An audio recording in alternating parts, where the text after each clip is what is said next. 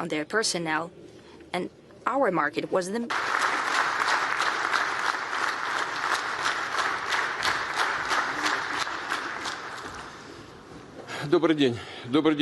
Good afternoon, distinguished ladies, gentlemen, friends. I welcome all of you at the 8th International Forum, the Russian Energy Week.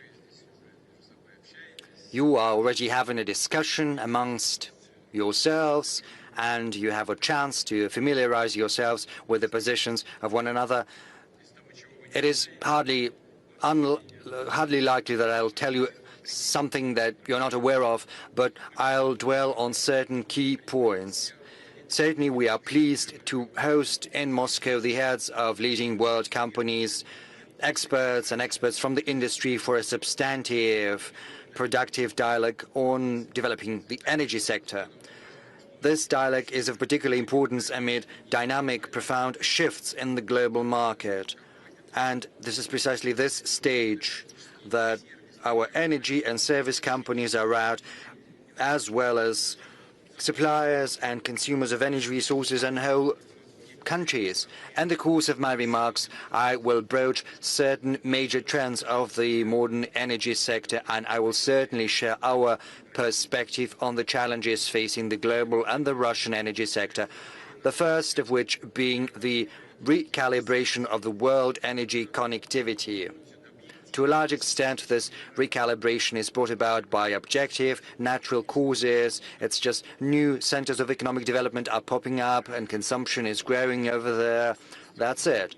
But we are also witnessing a deliberate dismantling of the world energy architecture, which is brought about by aggressive and rather pushy actions by certain Western elites. As you're aware, under the political pressure, many European countries have given up Russian energy resources. I pointed out before what this might result in for the European and Western countries themselves, for their economic and production capacities. We are witnessing the fallout of such actions in the EU itself. We see diminishing industrial outputs, rising prices, owing to more expensive oil and gas coming from beyond the ocean, as well as a lower competitiveness of the European goods and the European economy as a whole. According to Eurostat, the industrial output in the Eurozone in July this year is 1.2% lower than the average over 2021, and we see a continued slowdown, a continued decrease of industrial output, and the engine of EU growth, namely Germany in July, it decreased by 6.6% as compared to the average 2021 levels. But I'm not talking about the European problems here. I'm talking about the world energy market at large, which is undergoing a reformatting of supply chains, which has an objective character. We see a reorientation of energy logistics to the global south, the dynamically developing countries of the Asia-Pacific, Africa, and Latin America through more reliable routes with new hubs, new ports that take into account both the current and the future needs of the consumers. And these needs are growing year in, year out, just as the world economy is growing. The pace may be different, but still it's in the positive figures. The world oil demand this year is estimated to stand at 105 million barrels per day. That is 1 million more than last year. The main factors driving the growing consumption include the active development of petrochemistry. It's growing at a pace higher than the GDP growth on average, and the transportation, because even though there are plans to give up internal combustion engines, still these plans are deferred, and for many years to come, cars using petrol are still going to be in use. Yes, there are electric engines, but still you need to get electricity because it does not magically appear in the plug, in the socket. You still need oil or coal or something else to produce this power, this electricity. Russia still retains the position of one of the leading oil producers, despite the malafide competition mechanisms used against us. We account for about 10% of the world oil production. This year we will have produced 510 million tons, which is 1% lower than last year. But I would like to draw attention to the fact that we are doing that in conformity with the OPEC Plus agreements. That is a voluntary cut. The Russian oil sector is working sustainably. It's preparing plans for the future. Our companies not only reliably supply our internal market through developing the processing of oil, but in the light of difficult external environment, they're also showing flexibility. They've managed to foster new channels for supplies and payments. In the past, the export of our oil and oil products mostly was oriented towards one single consumer, namely the EU, but right now the geographic range has expanded significantly. As I pointed out before, Russia is continuing its cooperation as part of OPEC Plus based on our mutual interests, our partners, and we are performing our obligations with a view to rebalancing the world oil market. But this is being done not just for the sake of the producer, but also for the sake of the customer.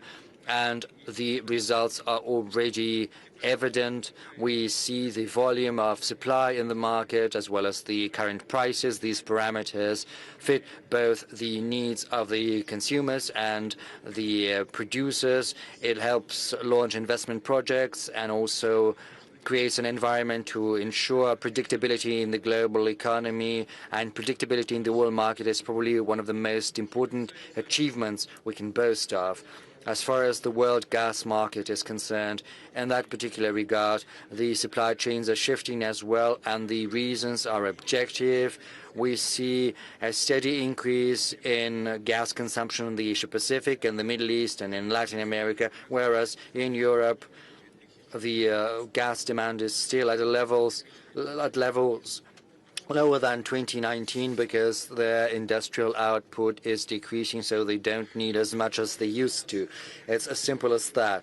So it might seem that the fact that certain European countries have given up Russian gas, the blow-up of Nord Streams, would have severed us from conventional markets and dealt a blow to an important part of our energy sector. And indeed, we have to admit, at first our gas exports decreased somewhat, only to bounce back and start growing. It has not fully recovered, but the direction is evident.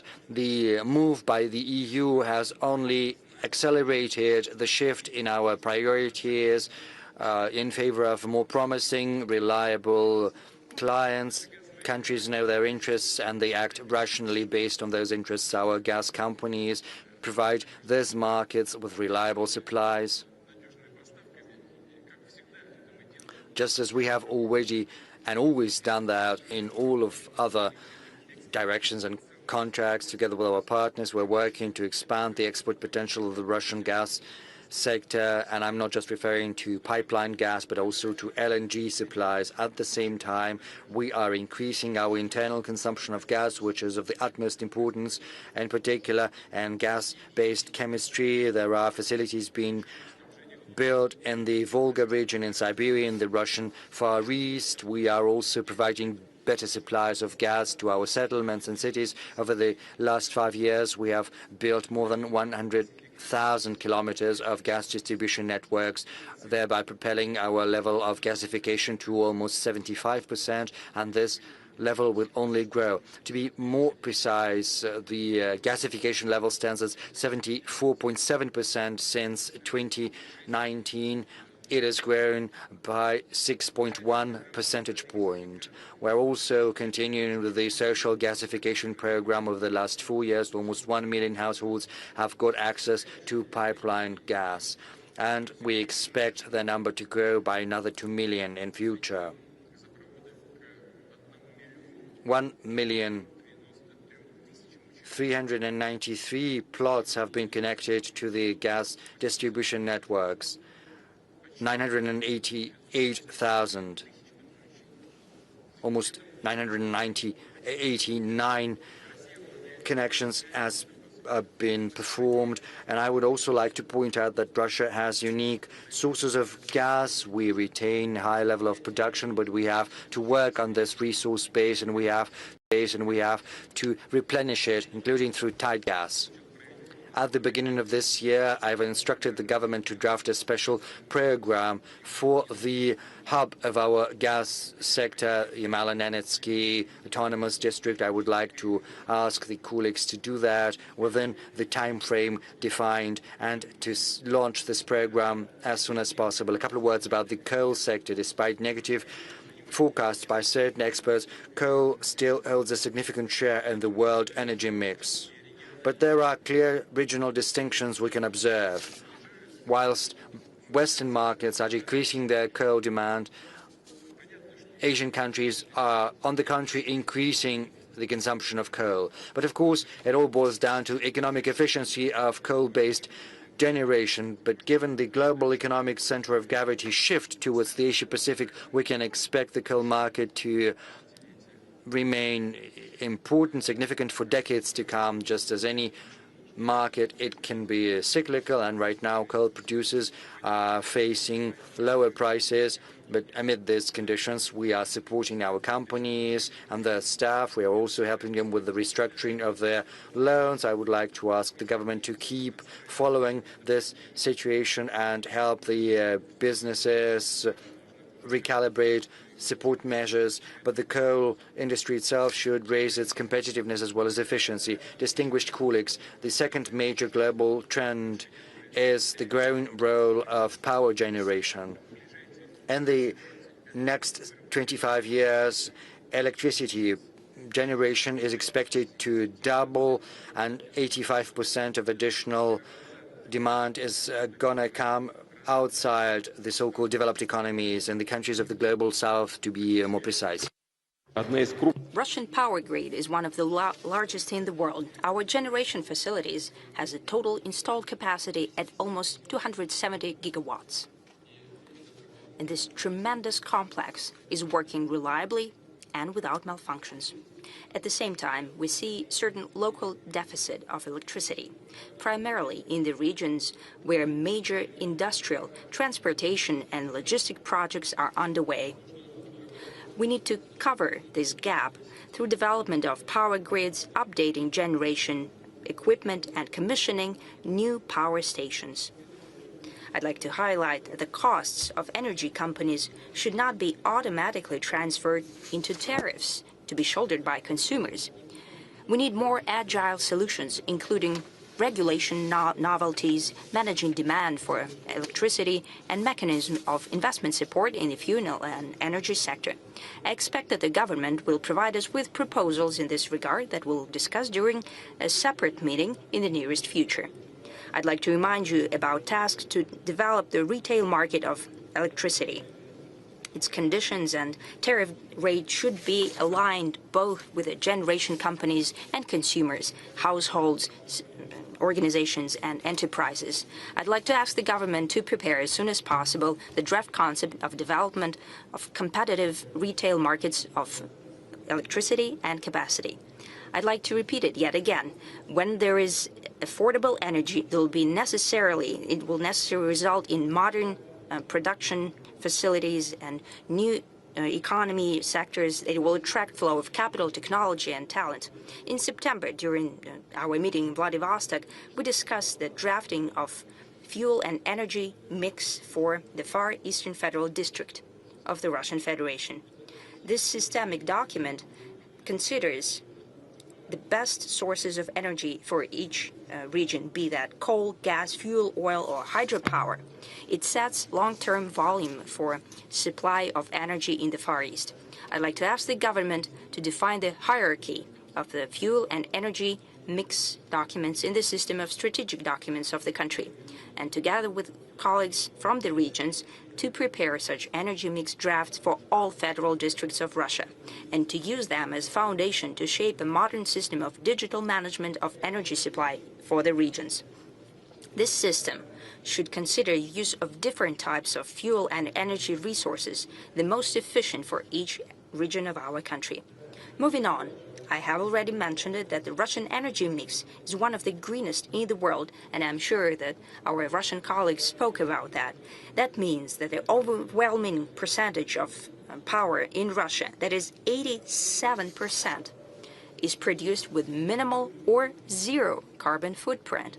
By that I mean natural gas and nuclear generation, renewables and hydropower. Our companies are implementing the green projects and long-term generation, not only in Russia but abroad as well. For example, Russian scientists, engineers and managers have implemented more than 400 projects in hydropower in 55 countries of the world.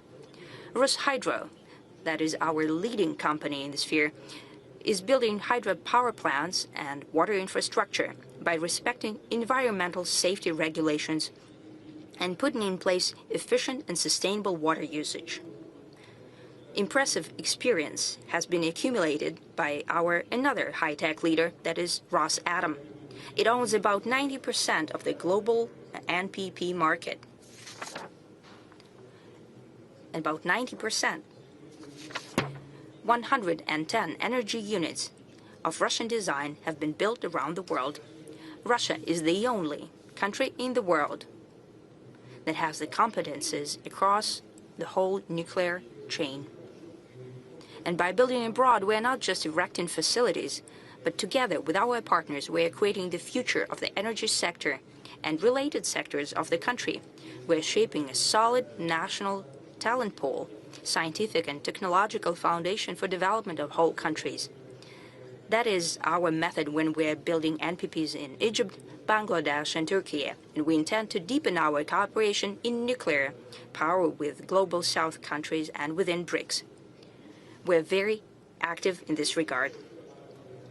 Experts believe that nuclear energy would become one of the pillars of the future global energy mix. By 2050, the capacity of global NBPs will almost double. Within 15 years, Russia is to commission more than 29 gigawatts of capacity, of nuclear capacity, including small NPPs. And small NPPs is our unique project. Nothing parallels us in the world. Nuclear generation will be installed in the Far East and Siberia. I'd like to highlight that nuclear power has an abiding role in providing consumers that will drastically change and increase in the future. By that I mean electric transportation that we've discussed already, industrial robots, automatic service systems. Electricity appetites of digital economy is on the rise, including artificial intelligence instruments, blockchain, data storage and processing facilities. The energy consumption by data centers in the world is estimated to be comparable with all of the heavy industry. It is apparent that the dimensions that I have just mentioned are powerful development factors. They largely define the global competitive advantage of the countries, efficiency of national economies, and the quality of life of people. And that means that our plans for development of Russian fuel and energy sector should keep these trends in mind. And we try to do that. And I suggest that we supply digital economy and data centers specifically through local generation, power plants where resources are used that the specialists are called locked-in resources. That means that it's expensive to transport and it's too far away. Therefore, it's more efficient to use them in situ, that is, in place where they're produced. I'd like to ask the government to work on proposals to such a model and to work on the use of advanced clean coal generation to provide for the needs of digital infrastructure, data centers and processing centers and so on. Such facilities situated in the immediate vicinity of our coal-producing regions means modern jobs and diversification of local economy. Friends, moving on to the third feature of the modern energy sector, or rather the challenge that is facing the actors on this global market. By that I mean technological sovereignty of oil, gas and other energy supplying countries. And I'm sure that you've spoken about that as well. during your conference. We've seen how the Western elites overnight refused to service the equipment in Russia for the fuel sector. They officially declared that they will not deliver on their commitments. They have proven yet again that they are unreliable partners and that their actions are directly tied with the political situation. And sometimes this political situation is being used for unsavory competition. We'll see that the commercial companies were forced to do that under the pressure from their ruling elites. Still, it's a cold, hard fact that the Western technologies and equipment for the fuels and energy sector could become unavailable at any moment for geopolitical reasons. Unavailable not only for Russia, but for any other energy supplier that the West considers, someone in the West considers inconvenient competition or simply an uncooperative country. And everyone should keep that in mind. That is the reality of today. But I'm sure you all understand that fully well. That means that we need to actively shift the status of country energy suppliers, shifting from purchasing the equipment toward technological leadership. By shaping a fully fledged energy sovereignty at the national level, starting from production and processing of resources, moving on to the transportation of already produced goods. You know that Russian energy sector has already deployed the process of achieving technological leadership. In essence, that's a powerful engine of the whole Russian industry and science. Our authorities, energy companies, enterprises, and research institutions are working together, discussing these issues and agreeing on specific steps. Actually, it is here, on the margins of the Energy Week, the Coordination Council on Import Substitution in Oil and Gas sector has taken place. You know, what's happening here? I have been talking to our companies. First, initially, I have to admit, we were doing reverse engineering. But quite soon, we started to move on from there. You know, sometimes they're meeting with some of their partners in Europe, for example. What's happening there? They have to cut down on their personnel, and our market was one of the main markets where they used to send their high-tech products. They had to abandon our market, meaning that their production becomes cost ineffective. They have to cut down on their personnel. They're losing their technologies. In turn, our specialists are developing technologies, and they're becoming technological leaders because we can produce homegrown technologies at a cost-effective level. And we're starting to get partners from around the world that are purchasing this equipment from Russian companies now. They used to buy it in Europe. That was yesterday. But today, they're buying from Russia. So what did they do? So simply, like in that anecdote, someone buys a ticket just to spite the train driver and does not get on that train later. That is the reality of today.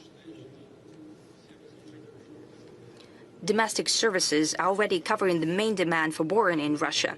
We have increase in manufacturing of production equipment and chemicals. We're introducing our homegrown technological solutions in servicing deposits and infrastructure.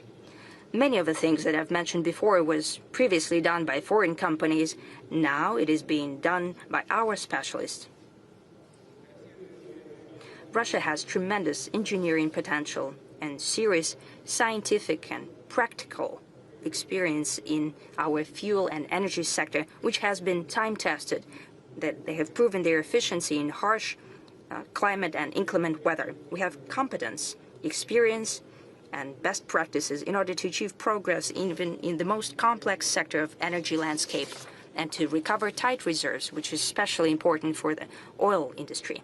And we'll be doing that not only independently, but also together with friendly countries that are fully well aware of the geopolitical risks.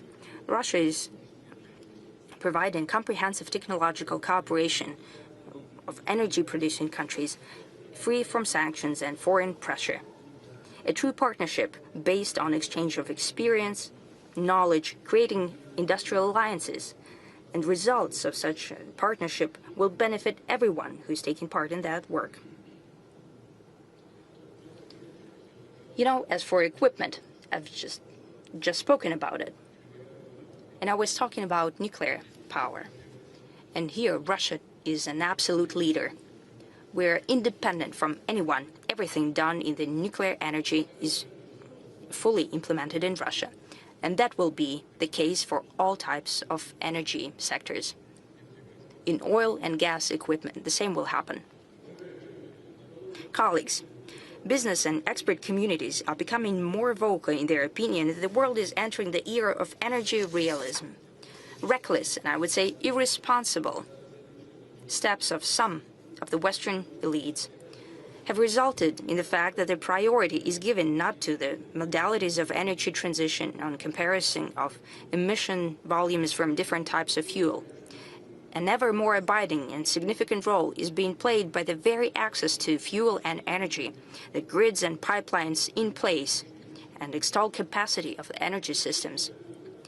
Amid these conditions, it's especially important to efficiently manage recovery and inventories of resources to ensure technological and environmentally friendly development of the industry in order to saturate domestic market, achieve national development goals, and execute on foreign commitments. We have always done that and will continue to do it. That is one of our absolute priorities. Understanding all these tasks and challenges, Russia intends to strengthen its position as the global energy leader and to develop partnership relations in order to build a just and sustainable model of global energy in the interest of the future generations. I hope that the convening of the Russian Energy Week will make its own tremendous contribution to this joint work that we're doing together. I'd like to wish to participants and guests of the forum every success and all the best.